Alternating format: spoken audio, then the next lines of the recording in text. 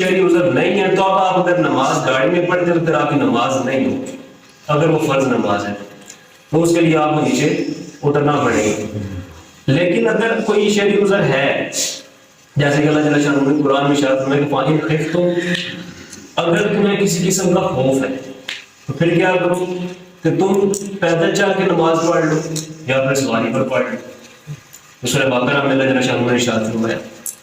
یا پھر تم پیدل پڑھ لو یا سواری پر پڑھ لو، جان کا خطرہ ہے۔ اب خطرہ کسی بھی قسم کا ہو سکتا ہے، مثال کے طور پر سورہ نساء کی حدیث مبارک ہے کہ حضور نبی مکرم صلی اللہ علیہ وسلم صحابہ کرام کے ساتھ تھے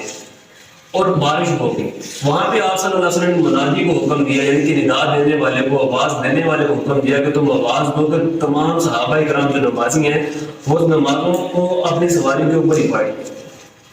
اب وہاں پہ چونکہ بارش ہو رہی تھی، بارش کی وجہ سے بندے کا یہ بھی بہت نیچے کیچڑ